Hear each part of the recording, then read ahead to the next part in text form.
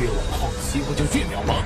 说这有多少可怕？ Hello, xin chào các bạn đã quay trở lại với review 5 phút. Trong những diễn biến mới nhất của tập 194 thôn phệ tinh không, Trọng Kiếm Vương bá khí hộ chủ, cường thế kích sát Trầm Hụn Vương, La Phong bị Thiên Trận Vương ám toán, suýt nữa vẫn lạc.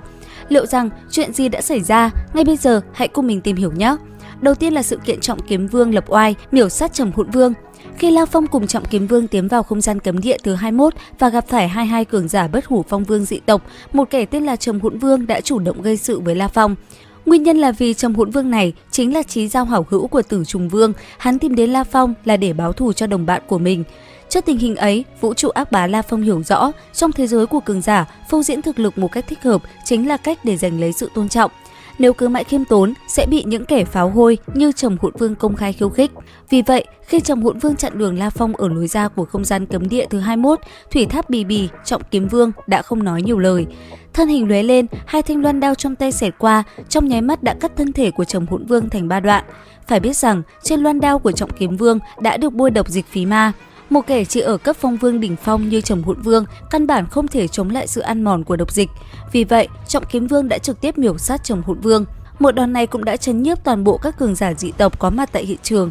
Sự kiện này kết thúc cũng là lúc liên minh hình thành và đại hỗn chiến bùng nổ. Sau khi tiến vào không gian cấm địa tiếp theo, La Phong đã hội ngộ với Thiên Trận Vương của phe nhân loại. Tuy Thiên Trận Vương chỉ là cường giả cấp phong vương đỉnh phong, nhưng hắn đặc biệt am hiểu về huyễn cảnh và công kích linh hồn, mức độ uy hiếp không hề thua kém cường giả phong vương cực hạn.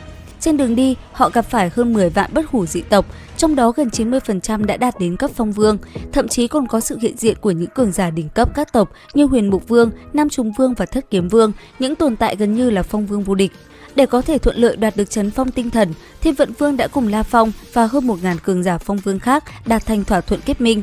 Khi trấn phong tinh thần xuất thế, các cường giả bất hủ từ khắp nơi trong vũ trụ đều thi triển thần thông, kẻ thì lập tức thi triển không gian phong tỏa để ngăn người khác dịch chuyển tức thời, kẻ thì trực tiếp tấn công đội ngũ của người khác. La Phong thấy không gian bị phong tỏa, liền thi triển toàn bộ thủ đoạn phòng ngự, cùng Trọng Kiếm Vương bay về phía trấn phong tinh thần. Tuy nhiên, khi cố gắng nhận chủ, họ phát hiện không cách nào lưu lại lạc ấn. Hơn nữa, trong quá trình rơi xuống, trấn phong tinh thần còn tiện tay xử tử không ít cường giả phong vương.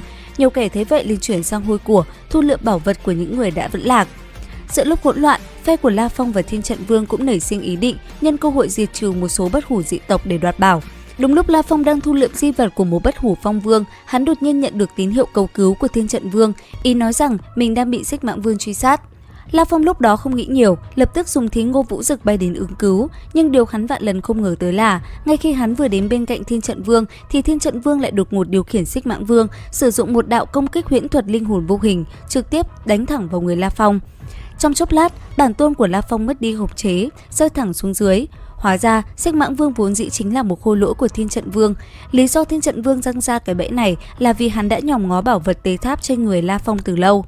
Mặc dù La Phong dựa vào ý chí kiên cường mà tỉnh táo lại, nhưng trong tình thế rơi tự do, hắn đã không thể thoát khỏi khu vực nguy hiểm.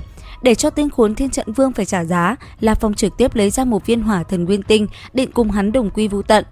Nhưng ngay khoảnh khắc La Phong lấy ra viên hỏa thần nguyên tinh mạnh nhất, một luồng sức mạnh thần bí đột nhiên bao bọc lấy hắn và dịch chuyển hắn đến một tòa đại điện thần bí. Bên trong đại điện này có một vị cường giả sở hữu thực lực cấp vũ trụ chi chủ. Người này chính là Phổ Đề, đệ tử của Đại Lão Tọa Sơn Khách. Phổ Đề đã chờ đợi La Phong ở đây từ rất lâu. Mục đích ông chờ đợi chính là để giúp La Phong thu phục tinh thần tháp. Điều này cũng có nghĩa là tinh thần tháp sắp trở thành vật trong túi của La Phong. Đến đây thì cũng hết tập 194 thôn phệ tinh không. Liệu rằng tiếp theo đây La Phong có thành công thu phục được bảo vật hay không? Ấn theo dõi kênh YouTube Review 5 phút để biết thêm chi tiết các bạn nhé. Xin chào và hẹn gặp lại.